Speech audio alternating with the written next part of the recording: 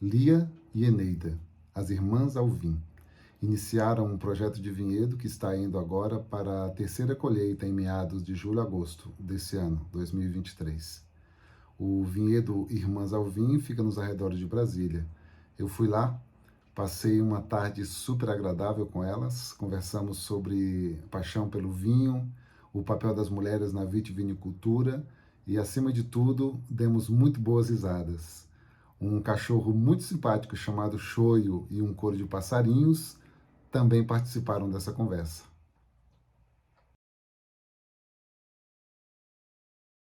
Meu pai sempre teve fazenda, né? A gente sempre gostou, mas meu pai nunca mexeu com uva. A vida toda mexeu com soja, com gado de leite, ele gostava muito de gado de leite. E nós somos brasilienses, nascidas em Brasília, as duas. Né? Mas aí a gente chegou na uva por uma paixão, né? Sim. Minha mãe sempre gostou muito de vinho. Meu pai não, mas minha mãe sempre bebeu vinho, sempre esteve presente na mesa, nas comemorações, nas festas. E a gente foi aprendendo a gostar de vinho. Eu tive a oportunidade de fazer um doutorado no Chile, e aí a gente vai criando esse vínculo, né, Dinha? Você foi, a gente começou, depois a Dinha indo também para a Europa, visitou algumas vinícolas, e a gente foi criando essa vontade. Havia no sítio do meu pai uma área que não era apta para quase nada, assim, pensando em soja, milho, sorgo, gado, e a gente viu nessa área que era bem pedregosa, ficava no início da fazenda do meu pai, a gente viu, pensou, né, por que se a uva vai bem nesses solos mais pedregosos que a gente vê por aí afora, por que não aqui? Aí já começamos a sonhar assim, até que meu pai tinha essa fazenda e meu pai teve Alzheimer, a gente acompanhou o finalzinho da doença bem de perto dele e ele veio a falecer, 2018. Aí a gente resolveu, nós somos 4 irmãos e é uma área que ou vende tudo ou não vende nada, aqueles contratos da Terra Cap, né? Então nós chegamos a acordo, vendemos, só que quando nós vendemos, nós já tínhamos dado início ao nosso projeto, a gente já tinha plantado mil plantas de Syrah. A gente já tinha colocado as 1000 plantas lá e a gente começou também nessa ideia de que Centro-Oeste, começa aquela conversa, tá tendo vinho bom do Centro-Oeste, o vinho do Marcelo, a gente realmente experimentou e gostou muito do vinho. Na época a gente experimentou Intrépido logo, né? Já começamos por baixo. A gente foi a Pirinópolis, né? A gente foi no Caliandra e conheceu os outros vinhos também, né? Com a Adriana. Já que é pra gente tentar fazer um vinho bom. Vamos começar pelo melhor do Brasil. Pelo melhor do Brasil, não vamos começar por qualquer um. Já que é pra começar, vamos começar pelo melhor. E a gente visitou lá o vinhedo deles, né? A gente experimentou o vinho todo. E nós plantamos, então nós fizemos o que até então a gente não viu ninguém falar que fez. Nós retiramos todas as plantas, ensacamos de novo, colocamos um saquinho de muda novamente. Aí eram 1000 plantas, 1000 plantas. A pessoa que comprou a fazenda, meu pai era muito amigo, ele deixou a gente deixar as plantas lá nos saquinhos, até a gente comprar essa área não tinha nada, né? A pessoa criava gado aqui, então era só terra batida, dura. E nós viemos e replantamos. E aproveitamos quase 70%, né? Sim. Das plantas nós reaproveitamos. E aí daí nós aumentamos mais um pouquinho, como a gente também tinha visto no Marcelo o Tempranillo, né? A gente experimentou o vinho dele lá de Tempranillo, nós acabamos plantando Syrah e um pouquinho de Tempranillo também para fazer uma experiência. Então hoje vocês têm Syrah, Tempranillo. Isso, e a gente tem um pouco de uva de mesa, né? A gente tem a Isabel e a Vitória e um pouquinho de Niágara. E agora a gente está implantando talvez um parreiral novo, e a gente quer fazer um experimento com uma uva vinífera também. A gente ainda está pensando. Qual será? E por que viram aquela área meio pedregosa lá e falaram, vamos plantar uva? Por que plantar uva? Por que vocês são de fazer vinho? Como diz meu irmão, se for fermentado de uva, tá bom.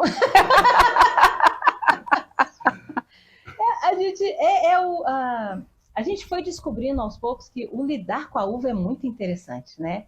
Eu falo às pessoas assim, as pessoas têm ficado muito doentes. Eu falei, gente, planta um parreiralzinho, tenta cuidar dele, você não fica doente, não dá tempo. E a uva traz uma outra coisa que eu acho muito bacana. A soja a gente acompanhou, você planta, você colhe, você planta, você colhe, você planta. Aqui não, aqui você tem vários ciclos, mas você está lidando com a mesma planta. Então é uma planta que não morre. Eu espero que a gente não veja o nosso parreiral morrer, nossos filhos vão ver, mas a gente, né, vão substituir as plantas. Mas, assim, é uma planta centenária, é uma planta que a gente vai reiniciá-la todo ano, uma planta resiliente, você poda, fica aquele toquinho, aquela coisa, você olha e fala, mas morreu tudo. Não, aí daí 15 dias você já vai ver ela brotando e ela vai crescendo, logo você vai estar colhendo, você vai estar experimentando uma bebida deliciosa, né? Uma bebida que te leva a 1000 lugares, que você mesmo, para você colheu a uva, você tem o privilégio de acompanhar esse vinho, né? Como é que ele vai ficar. E eu acho que tem muito isso também. Poderia ser uma laranjeira, poderia ser uma macieira, né, também, mas eu acho que a uva tem essa coisa do longo prazo, né? Você cuida da mesma planta e ela te dá uva esse ano, te dá o ano que vem, te dá o ano que vem. Tá, isso é muito bacana. É você ver crescer, né? E eu acho ela muito interessante. Nós somos de uma criação cristã, né? E você vê tanta citação de videira na Bíblia, né? O tempo todo a videira é citada. Só o primeiro milagre. Então você fala assim, não foi água em vinho, gente. E você vai olhando assim, o mesmo parreiral, ele vai te dar frutos diferentes. Isso é muito interessante. A gente vai fazer um vinho, uma safra agora, 2023. Com certeza a nossa safra 2024 vai ser diferente. Né? A mesma uva no mesmo parreiral, o mesmo cuidado que a gente tem, e ela vai se transformando, e você coloca na garrafa um tempo, ela tem um sabor, você abre, põe na taça, ela tem um sabor, você espera mais meia hora, tem mais... Então, assim, é muito interessante essa mudança da uva, né? E eu vejo muito essas citações bíblicas mesmo, assim, como Deus compara a videira, né? Como eu sou a videira verdadeira, né? Então, assim, é uma planta que vai permanecer, né? Eu acho muito interessante. É uma planta diferente, né? Eu acho que há um tempo atrás a gente via muito assim no vinho, muita frescura, né? Ai, tem que ser assim, tem que ser assado. E hoje a gente tem visto que as pessoas têm aprendido a aproveitar o vinho, né? O vinho não tem que ser esse ou aquele, o vinho tem que ser aquele que vai com o seu paladar, é aquele que você gosta, né? É claro que existem as qualidades, a gente vê um vinho estraga, você errou no vinho, errou, tem que jogar fora, não tá bom, né? Mas um vinho bom é um vinho bom. Então você vai ver algumas diferenças de um e de outro, mas um vinho bom é sempre um vinho bom. E dificilmente você vai tomar um vinho sozinho. O vinho é uma bebida que te chama a ter amigos à mesa, chama a ter harmonizações, família, né? Você vai comer alguma coisa, né? Então, assim, eu acho que não é uma bebida que você senta, bebe, vou encher a cara. Não, você não vai encher a cara de vinho. Você vai beber o vinho, você vai saborear o vinho, né? Você vai ter amigos para conversar enquanto você está tomando vinho. Eu acho isso muito legal. É um alimento, né? É um alimento, com certeza. Também, não é só uma bebida, mesmo, né? Aí vocês decidiram primeiro plantar a Syrah, lá na outra propriedade ainda. Na verdade, a gente foi lendo e tal, e a ideia é essa mesmo, né? De que a Syrah, na época que a gente plantou, 2019, primeiro foi a oportunidade que a gente teve. Foi um lote de uma uva que veio, né? Veio da Vitácia, e esse lote ainda não tinha sobrado, né? De um outro produtor aqui de Brasília, e a gente comprou dele. E seria a Syrah. E aí, procurando realmente, a Syrah era aquela uva que mais estava se adaptando ao Centro-Oeste, isso 2019. Mas aí a gente quis, mas e se precisar fazer um corte? Aí a gente pensou no Tempranillo no ano seguinte. E a gente gosta muito de vinho de Syrah, né? Eu sei que você não deve plantar aquilo que você gosta, né? Tem muita uva que provavelmente não sei se tem muita, acho que o Centro-Oeste ele é uma caixinha de surpresa, né? Ainda não se sabe o que vai dar certo aqui no centro.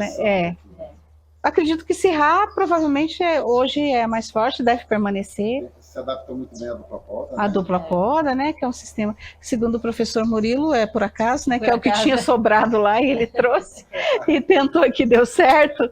Mas eu vejo assim um potencial, tem aparecido assim uvas incríveis, né? Que tem mostrado um potencial muito grande. Eu não sei, pelo menos até as últimas vezes que a gente conversou, a gente não pensa em ter muito mais uva do que o que a gente tem hoje, não, sabe? Acho que a gente quer ter aquela uva que a gente dá conta de cuidar. A gente tem um caseiro, ele é importantíssimo para a gente aqui, né, na lida, mas a gente quer podar, a gente quer acompanhar, e a gente não tem, né, Gia? Se a gente fosse para aumentar um pouco, a gente hoje tem 2 hectares plantados, talvez a gente chegue a uns 5, 6, não sei, mas não mais que isso, alguma coisa assim, que a gente possa um dia fazer nosso vinho aqui, né? espero que esse dia esteja até mais próximo. Então, para ter uma pequena vinícola, uma vinícola boutique mesmo, de maneira que a gente possa estar participando de todas as etapas, né, desse processo. A gente tem... tem quase um... A Tempranillo a gente tem poucas plantas. Tempranillo a gente tem 500 plantas só. Dá nem 0,2, talvez 0,3. É bem pouquinho. A gente tem 500 plantas, que seria mesmo para a gente ver qual seria o desenvolvimento dela aqui, né? Um teste. É um teste. Se ela realmente... Essa a gente plantou tem 1 ano e meio, a gente está... Inclusive, nós reiniciamos ela esse ano, porque ela sofreu muito, não desenvolveu. Então, se a gente der certo, aí a gente aumenta mais um pouquinho dela, para poder ter, talvez, meio a meio, né? E fazendo... A gente tem visto, assim, os produtores aqui da região do Centro-Oeste têm arriscado muitas uvas e tem dado muito certo. A gente vê muita uva que está dando certo, que tem uma boa produtividade, que tem se adaptado bem ao cerrado, ao clima. O nosso clima é muito bom, né? O que falta a gente repõe, que é a água. Né? A falta que teria seria a água na época de produção. Então a gente tem, assim, eu acho que dá para arriscar muito. A gente só não tem esse desejo de ter variedade muito grande, que dependa de... Eu sei que é muito legal, assim, você poder ter maquinário para tudo. A gente tem, por exemplo, a gente trabalha com a irrigação toda controlada, a gente tem fertirrigação, a gente tem uma usina de energia solar que a gente tem tentado ser o mais sustentável possível que a gente consiga, né? Então, dentro dessa nossa limitação, a gente pensa desse jeito, que a gente consiga, se o meu caseiro ficar doente 1 semana, se ele precisa tirar férias, precisa viajar, não tiver como repor, a gente dá conta de manter o parreiral. Né? Quando a gente começa um projeto assim, às vezes a gente até faz cursos e tal, tem uma ideia do que a gente vai encontrar lá. Quando você começa, é diferente, né? Muito diferente. Relata um pouco aí, o que vocês esperavam e quando começou a assim, né? O primeiro susto, eu acho, que a gente tomou é que divulgava assim na região que no primeiro ano você já estava fazendo vinho. E vinho bom. Assim, não era o vinho, mas tinha-se vinhos muito bons de 1 ano. Nossa história é muito diferente. A gente vai para 3 anos, eu espero que nosso bom vinho esteja vindo esse ano, né? 3, assim, pensando em plantado aqui, né?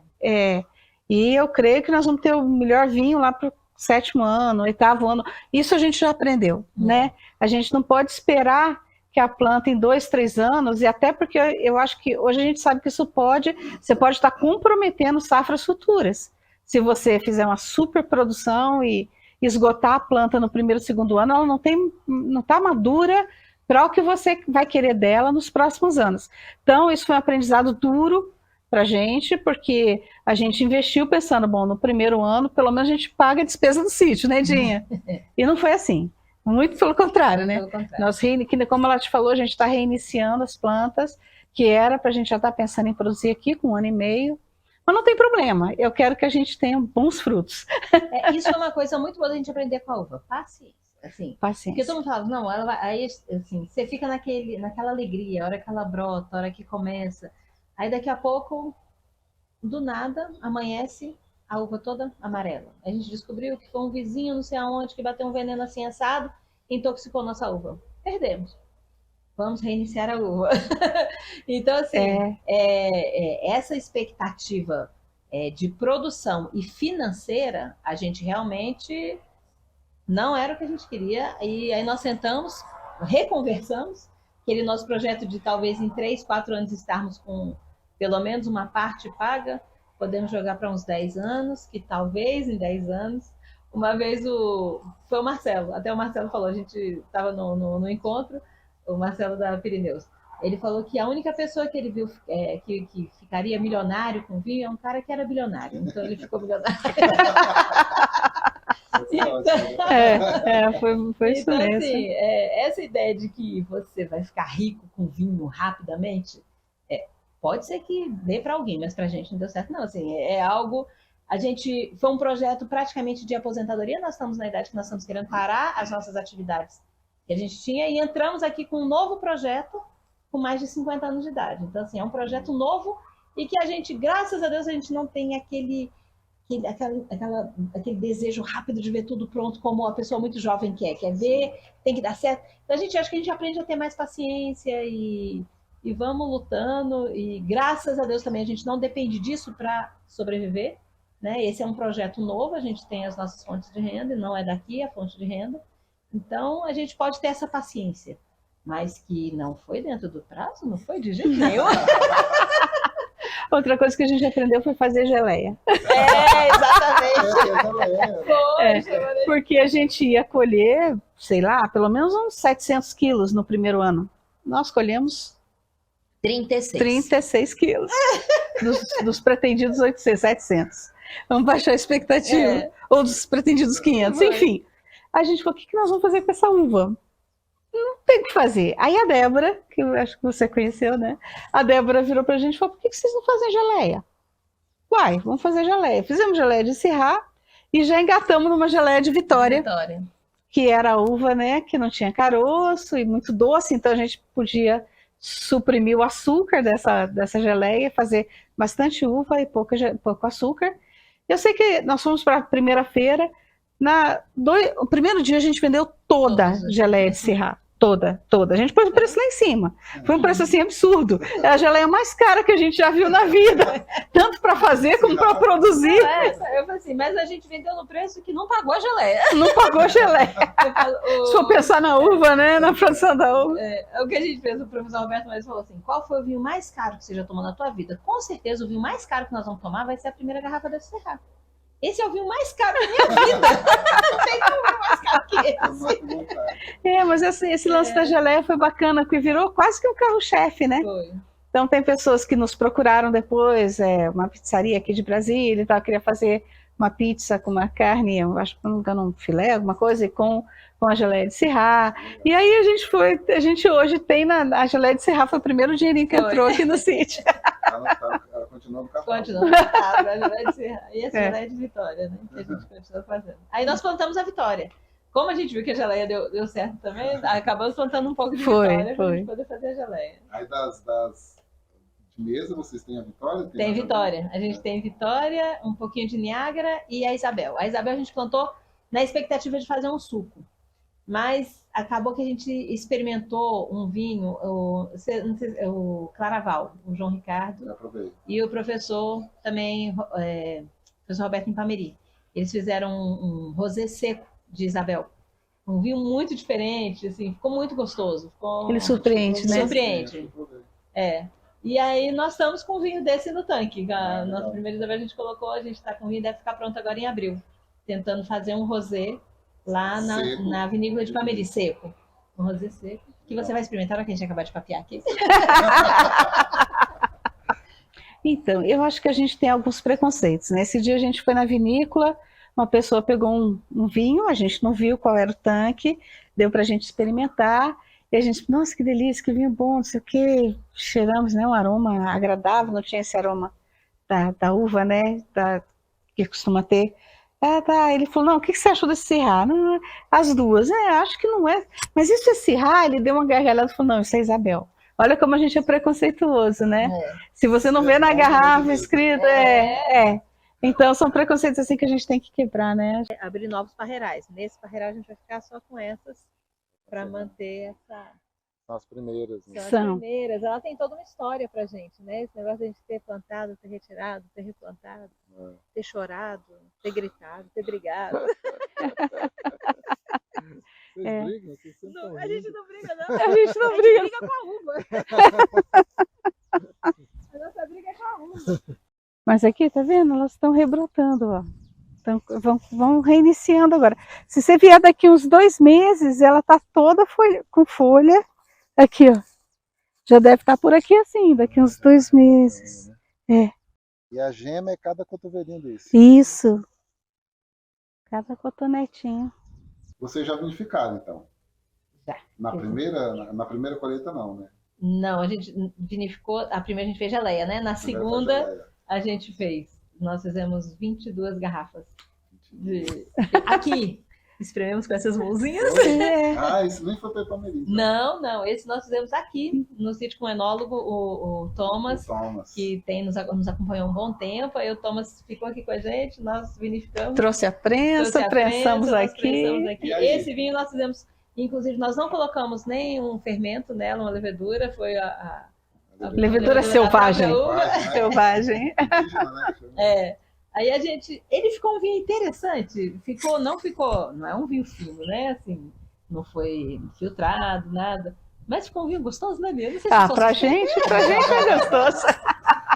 Mas e sobraram quantas dessas 22? A gente ainda tem umas 15 eu garrafas. acho que A gente tem. só abriu no início para experimentar e estamos até com umas aqui, assim, a gente tem que abrir agora para... A gente guardou, deixou elas um tempo, né, para ver se elas amadurecem mais um pouquinho na garrafa, para a gente ver o que vai dar. Olha, quem sabe daqui uns anos. Quem sabe, né? Já pensou? E ele tem potencial, assim, para guardar? O Thomas, pelo que ele experimentou, ele falou assim, ó, dá pra gente ir guardando, vai experimentando, a gente vai sabendo ano a ano, né? Pra gente ver como é que ficou. Porque a gente só experimentou a primeira garrafa em dezembro do ano passado. Ele ainda estava com um pouco de acidez, né? Mas vamos ver. Acho que pelo fato da gente ter feito assim, de ser uma experiência muito artesanal, acredito que não dá pra gente guardar muito, não. Então não foi filtrado, enfim. E até porque são só 22 garrafas. Não dá pra guardar. E o que são 22 garrafas ali? 22 garrafas não é nem um mês, né? Não. São 22 dias. Nós somos duas pessoas. Primeiro lá em casa. Muito pouco. Dura pouco. Né? Vocês são de fazer planos, assim, de imaginar um futuro, de falar daqui a 15 anos os vinhedos ao vinho vão estar, irmãs ao vinho vão estar assim, assados? Vocês têm esses sonhos na cabeça? Vocês fazem isso ou não? Eu faço um pouco. Eu também. Eu gostaria muito de ter a vinícola aqui, é um deles. Tem uma pequena vinícola para a gente vinificar aqui. Não sei como que isso vai ser, né, Dinha? É uma coisa que a gente tem. Eu sempre gostei muito de trabalhar com eventos. Eu tenho vontade de... A gente até abriu o ano passado, a gente fez uns 4 eventos no ano passado. Esse ano a gente deve retomar. É muito gostoso você ver a pessoa que não conhece um parreiral ver um parreiral, né, cheio de uva. Eu fico lembrando a primeira vez que eu vi, né? Então, assim, é diferente a gente que é criado em Brasília, que não está acostumado. Quem vem do sul, nasci embaixo de um pé de uva, tá? Mas a gente aqui em Brasília não via uva.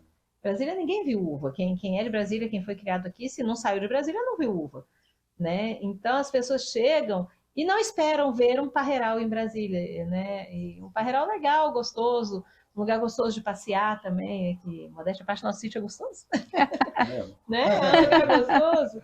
Então assim, eu penso muito da gente trabalhar com eventos, né? E quem sabe ter um bistrô, né? No futuro, um bistrô. Talvez até hospedagem. A gente tem um vale lindo aqui atrás. Na verdade, nós temos mais de 50% da nossa propriedade é uma reserva de vale. A gente tem um vale que é mais... E a gente preserva isso. A gente tem nascentes lá embaixo, tudo. Então, é um lugar gostoso da pessoa conhecer e vir conhecer. Né? E os eventos que vocês já fizeram, qual era o formato? Foi mais assim, a degustação do vinho, apresentando quais os vinhos que nós iremos fazer, né? Que seria o rosé de Isabel, o rosé de Syrah e o tinto de Syrah. E a gente oferece um brunch, a pessoa vem, passa o dia aqui com a gente. E a gente toma cuidado assim, de só oferecer vinhos do Cerrado, vinhos do Centro-Oeste. Nem de São Paulo nós oferecemos, né? Então vocês pegam da galera aí de volta. A gente pega com o pessoal que já tem vinho, a gente não tem ainda, né? A gente oferece o vinho das pessoas ao redor. E aí a gente vai repassando. Vou falar nas pessoas ao redor, né? A gente está vivendo... Eu estou enxergando assim um Goiás, uma nova fronteira, né? Sim. Eu acho que a gente, sem querer, chegou na hora certa. A gente não imaginava que estava crescendo tanto. Óbvio, quando a gente foi procurar o Ricardo, quando a gente comprou as uvas, a gente começou a ver, foi um ano que, talvez tenha sido o ano que mais se plantou, agora está mais em quantidade, mas assim, mais pessoas plantaram, né? 19. Eu acho que aí os parreirais foram crescendo, hoje são muito maiores do que eram na época, mas muita gente começou a plantar por aí, né? 19, 20. E aí aconteceu da gente estar nesse momento, nesse boom de crescimento, e tem muito para crescer, eu acho. Eu acho que a gente tem... O Centro-Oeste, ele traz outras coisas também, então a pessoa não precisa vir aqui, vem de São Paulo, mas vou para São Paulo para ver vinhedo. Não, você tem aqui, você pode experimentar um café de grande qualidade, você tem produtores de trigo, tem gente plantando maçã, tem gente plantando algodão, tem gente fazendo doces maravilhosos, queijos espetaculares por aqui. Então, eu acho que a gente vai ter que juntar isso e não que a gente vai imitar a Bento Gonçalves, cada um com as suas particularidades, né, com a sua cara, a sua roupagem. Eu acho que a gente ainda tem muito para crescer nesse sentido. E outra coisa que eu acho muito legal, meu filho passou agora um mês em Bento, né? Teve a oportunidade de ficar numa vinícola, e ele chegou ontem e minha mãe abriu um vinho terroir, não foi? Foi. E ele bebeu e falou, nossa, que saudade desse vinho, nossa. É diferente demais. Não que o de lá seja pior, não é isso. Mas o nosso vinho aqui, ele tem peculiaridades, ele tem marca, né? Ele tem característica desse vinho aqui do Centro-Oeste. Então, acho que isso também chama para um crescimento da região nesse sentido, eu acho.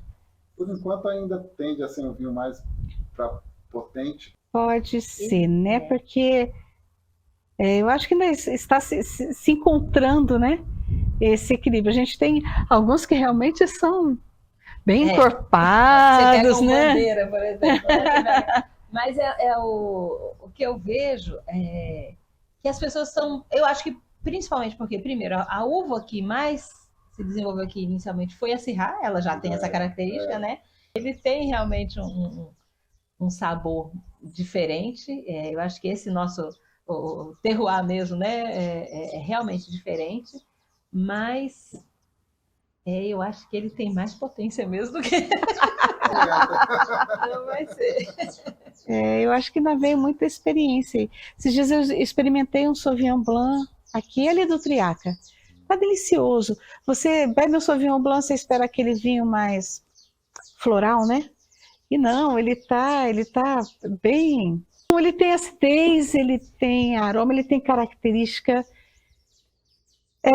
Eu sei que não é esse floral que a gente espera do Sauvignon Blanc.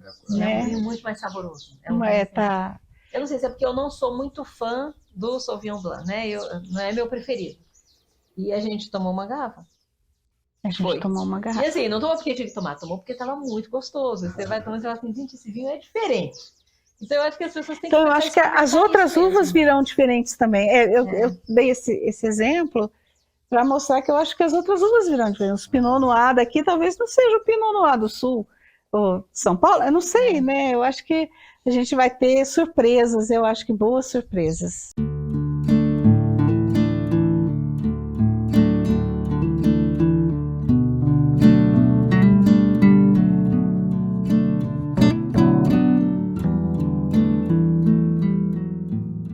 Olha, tá tudo em flor, ó. Tá tudo florindo, ó. Olha essa aqui que linda, cheia de flor.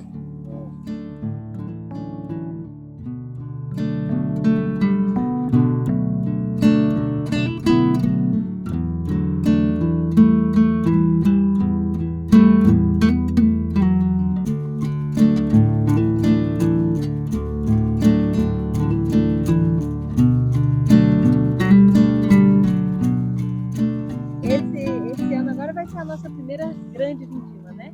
A gente fez fazer um negócio bem familiar, né, Lívia? Amigos próximos, os amigos próximos. Você topa trabalhar de graça? Aí fazer um lanche gostoso, né? Cada um pegar as cestas. Comemora a colheita. Bem legal. Pode botar meu nome aí na lista. Já tá na lista. O Ricardo, quando a gente foi procurá-lo, foi logo no início, né?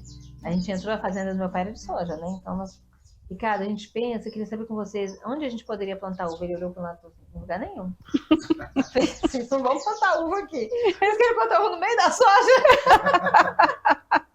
Não, a gente quer, a gente ficou pé. Ele mudou o lugar, não. Então vocês vão plantar aqui, que a gente vai fazer uma barreira disso, uma barreira daquilo. Eu sei que quando tudo deu errado, a gente comprou essa área aqui. Antes de comprar, nós chamamos ele, né, Ricardo? Você pode ir lá com a gente? Vou, tá. O Ricardo, assim, é o nosso braço direito mesmo. Sem o Ricardo, a gente realmente não teria plantado nem um pezinho. Aí, Ricardo, vamos lá. Ele veio, olhou, a gente falou, Ricardo, e aqui, aonde a gente pode plantar? Dá para plantar? Ele falou assim, em qualquer lugar. Onde vocês quiserem. Que qualquer lugar que vocês quiserem, vai dar certo. Então, isso foi muito legal também, né? Assim, você vê essa diferença do... E o Centro-Oeste tem essas coisas mesmo, né? Você vai ver a uva aqui, tem lugar que vai legal, tem lugar que não vai dar para você plantar uva. Não tenta que não vai dar certo, né? Eu Tem ouvi uma... altitudes diferentes, né? A gente tem muita Sim. diferença de altitude aqui dentro. Altitude. A gente aqui, a gente está em 1.050 metros. Você pensa, uma área praticamente plana, você não está no, né? Você não percebe que está você não nessa percebe altitude, que né? está aqui, né? E a gente...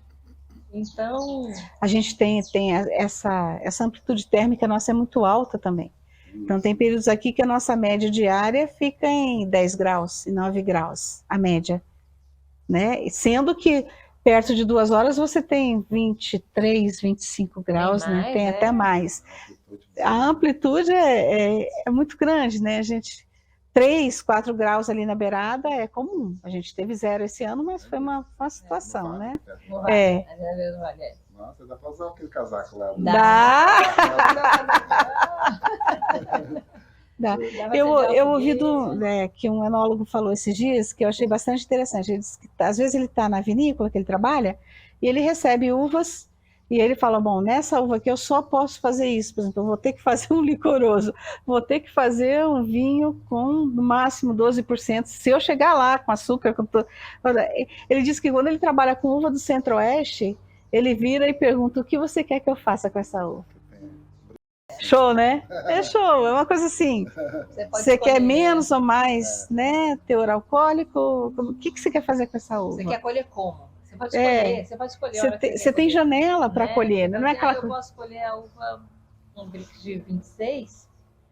Vai dar ruim? Não, vamos tentar, né? Você pode escolher no Brix normal de 24, 23. Então, assim, e dentro do mesmo parreiral você vai ter uma janela boa de colheita, né? Então é bem legal isso. E o Cerrado das Irmãs Alvim, você já decidiu o que vocês vão querer? Pois é. A gente quer beber o vinho. Esse é o principal. Esse aí tem que beber esse vinho, né, Tinha? Na primeira etapa a gente pensa num tinto mesmo, né, Li? A gente pensa fazer um tinto, né? Bem Syrah, todas as características do Syrah. Do Cerradão mesmo. A gente vê como é que fica, para a gente saber o que é essa uva. Porque aí, a partir desse primeiro vinho mais tradicional, né, a gente vai ver para onde dá para caminhar com ele. Quais cortes ele vai permitir, né? Eu acho que a nossa região aqui recebe muito bem o rosé. A gente, Brasília, chega aquela época de agosto, setembro, você quer tomar um vinho gelado. Você não quer tomar, né? Assim, tem tudo a ver com rosé. Então é quente, né? A gente tem aquele calor de querer Mas já em junho você quer tomar um vinho tinto. Então a gente tem que ter diversificar um pouco, né? A colheita então agora vai ser em... A nossa, eu acho que a gente vai ser um pouquinho antes, talvez início de agosto ou segunda quinzena de julho até, que nós fomos dos primeiros a podar. Fala desse ciclo, como é que ele funciona, da dupla poda, dessa colheita de inverno. Explica pra gente como é que funciona esse ciclo. Bom, a gente começa, né? Vamos começar pela poda de formação, então, né? Período de setembro, a gente faz uma poda, a poda bem curta, a gente deixa uma gema só e faz essa poda, por quê? Porque a gente quer preparar a planta para quando ela for produzir. Algumas plantas vão começar, a gente usa na região, a gente tem que usar um hormônio, o Dormex, que devia chamar Cordex, né? Que ele trabalha, né, fazendo a planta produzir. Então, em 15 dias, ela já está soltando seus brotos, suas folhas, e a gente vai acompanhando e fazendo toda a condução de tirar folhas, né, fazer a limpeza das folhas, tirar as ponteiras quando elas ultrapassam a parte mais alta, e deixando a planta tomar sol e ganhar vigor. Só aparecem cachos nessa época, mas a gente despreza todos os cachos. Uma dor no coração.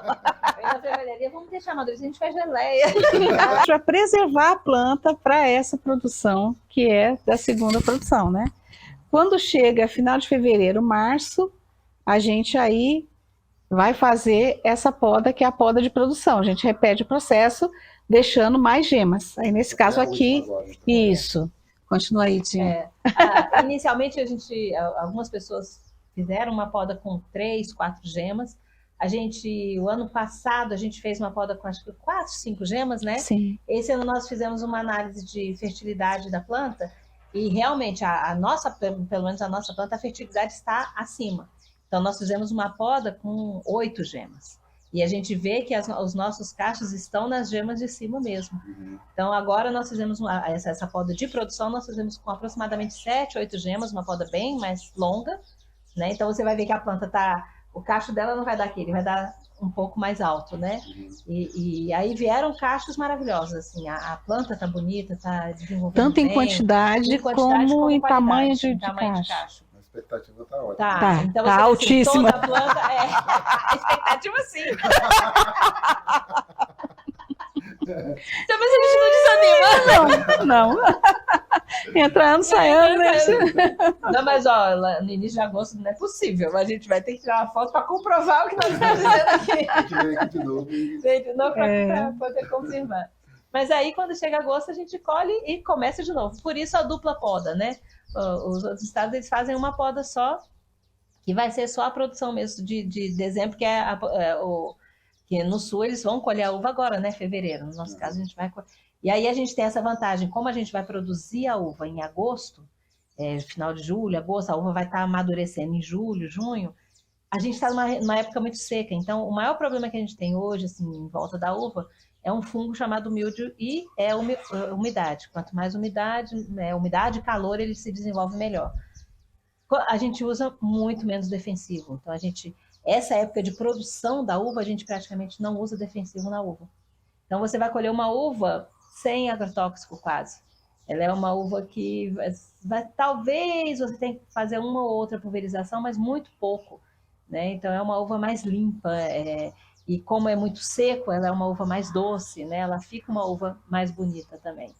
Então, essa vantagem é uma uva que a gente pensa assim, ainda não dá, mas é uma uva que no futuro dá para a gente pensar assim numa uva orgânica. Então, por menos chuva, menos água, por essa coisa da gente...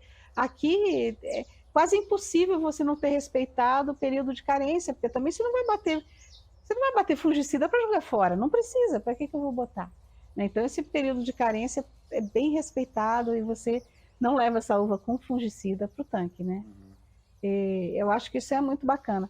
Nosso custo aqui que é alto, né? A gente tem estudos aí que mostram que a gente tem um custo de aproximadamente 30% mais alto de produção do que os vinhos de regiões tradicionais, né? Aí eu não sei como baixar esse custo, eu acho que vai ser difícil, vai demorar ainda. A gente tem irrigação, que eles não têm esse custo de irrigação.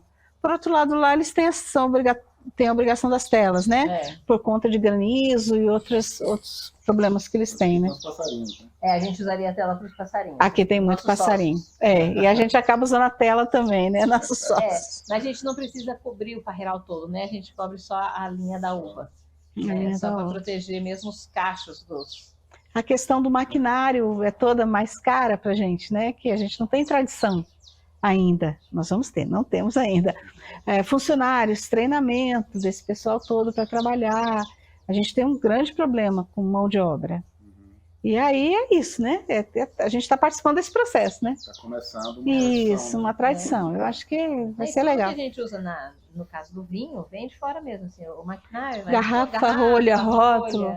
A gente agora que a gente está vendo algumas gráficas que estão mexendo com rótulo melhor para vinho, porque é um rótulo que você tem que conseguir colocar no balde e ele não vai soltar da garrafa.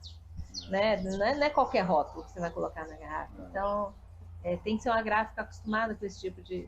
Então, acaba ficando tudo mais caro mesmo. Eu acho que o vinho ainda tem um custo bem elevado, você pensando numa população, né, com a renda per capita da população do Brasil como um todo. Os nossos do Centro-Oeste ainda são mais caros, e vão sair caros mesmo. Infelizmente, assim, ainda não dá para baixar esse preço, né? Porque é isso, é o trabalho, é o novo, é a diferença, o custo de produção. Quiçá daqui a uns anos a gente possa ter o vinho também mais acessível com relação a custo, né? Menos imposto, são coisas assim, que a gente precisa se juntar também para pensar nisso. Até na questão da implantação do vinhedo. A implantação do vinhedo é muito cara. Por que não ter subsídio? Por que não ter linhas de crédito específicas, como tem no Sul já, né? Então, eu acho que a gente vai ter que brigar um pouquinho ainda nessa área para você estimular tanto a produção. Se aumenta a produção, cai custo, né? Aumenta o número de vinícola, cai custo. É bacana. Eu vejo assim, a questão das garrafas, por exemplo. Você vai tomar um vinho, que aquele vinho marca a tua vida, eu digo eu, né, mais antiga, e você vai lá e fala, pô, eu queria comprar aquele vinho assim assado. Eu chego lá, a garrafa é diferente, não foi nessa garrafa, será que ela é a garrafa? Bom, o cara de repente está usando garrafa reciclada, por que não? Se eu cumpro todos os parâmetros de higienização, por que não reciclado?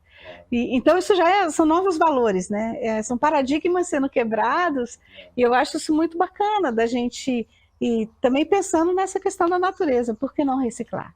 Por que não reaproveitar, no caso, né? No caso da garrafa, não é reciclagem, chega a ser reciclagem, é reaproveitamento, mas eu acho muito bacana isso, da gente ter essa nova visão, né? A mão de obra, se a gente conseguir desenvolver aqui no Centro-Oeste uma mão de obra qualificada, muito para as mulheres, a gente tem visto isso, eu acho que existe essa tradição de que o homem trabalha no campo e tal, é uma mão de obra para a mulher fantástica. Então, assim, é uma mão de obra com qualidade, você trabalha num nível, você não pega peso demais, então, assim, é um trabalho que, se a gente tiver um incentivo para você poder desenvolver, ter mais funcionários, você vai dar emprego para mais gente, né? Tudo melhora. Tudo melhora. Meu funcionário para tomar um vinho no final do dia, gente. Olha que delícia. Outra coisa também, assim, não querendo ficar muito presa a jargão e coisa, mas ainda tem muito pouca mulher, que nem a gente, que assume o campo, mesmo aqui em Brasília, que já é uma cidade que já tem, assim, um olhar um pouco mais cuidadoso com espaço para a mulher. A gente participa de um grupo, aquele grupo tem nós duas, tem a Esther, tem não sei quem, tem esposas de produtores de uva que estão participando. Talvez elas até saibam mais, estejam ali, né, no ouvido e tal, mas, enfim, assim, que administra, que está à frente, não tem ainda. Eu não dá para entender por que a mulher não pode estar assumindo esse papel, né? Que eu falei para a Diana, eu não gosto muito de algumas bandeiras que a gente se repete, vira clichê, levantar essa bandeira ou aquela, mas tem muito pouca oportunidade. E quando você desenvolve um trabalho que tem pouca gente, quando há encontros, há um preconceito. Então, eu não sei se os homens que estão no mercado, que estão produzindo uva, nos olham como as produtoras, Lia e Eneida, ou são as meninas que estão produzindo uva. A gente já ouviu isso, né? Olha as meninas da uva, eles falam pra gente. Tá tudo bem, um elogio, né? Aos 59 anos, as meninas. Show de bola, adorei. Mas você percebe que tem essa fala meio não, é bastante machista, bastante. Isso não é legal, né? A gente tem que estar junto, tá trabalhando junto, produzindo a mesma uva, inclusive, né? Produzindo vinhos de qualidade, um pouquinho melhor, um pouquinho pior, mas estamos ali, né? Juntos. Como todos. Mas ainda tem pouquíssima mulher nesse mercado. Acho que é uma coisa que, no Sul, a gente vê as mulheres estão lá dentro, né? Elas são fortes. Né? Você vai nas vinícolas, tem muita enóloga dentro, assumindo a vinícola, sendo a enóloga principal da vinícola. Mas eu vou te falar que a mulher na uva é muito legal. Assim, combina muito, combina né? muito. O cuidado com a uva exige delicadeza. Né? Exige cuidado mesmo, você tem que um olhar diário, né? Falar assim, não é uma planta tô olhando, não, você tem que olhar planta por planta, tá? Então o próprio vinho, todas as etapas do vinho exige muito cuidado, muita atenção, e que eu acho que é uma porta grande para as mulheres, né, entrarem. Eu esqueci uma garrafa de aruana no congelador. Era bom tirar rapidinho. Pode fazer outra pergunta.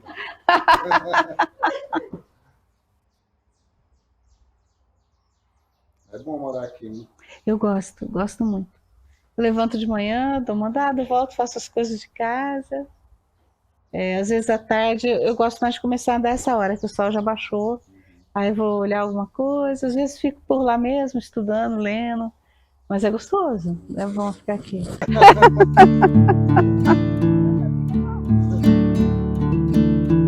Mas aí, não sei, estou pensando ainda. E tem o pessoal aí sugerindo que a gente escolha outras, né, Edinha? Até o Varinho já falaram. Mas não tem aqui, né, ainda. Não sei.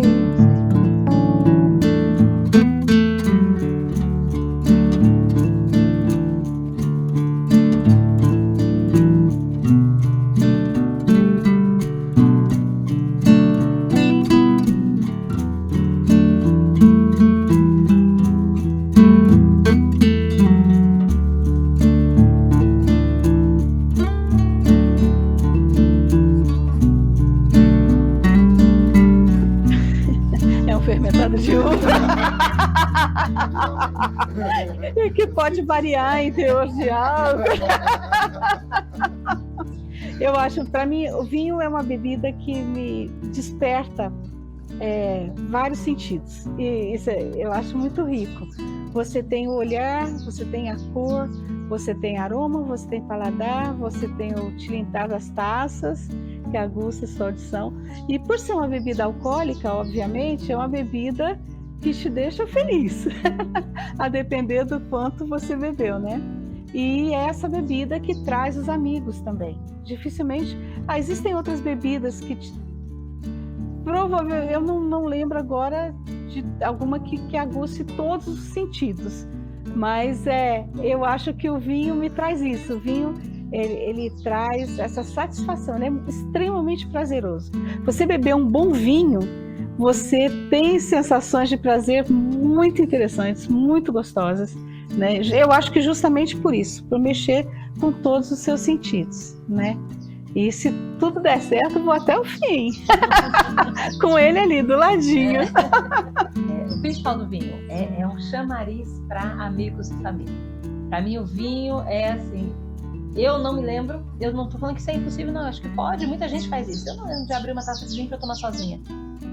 O vinho, para mim, vamos conversar, vamos estar juntos, então vamos tomar um vinho.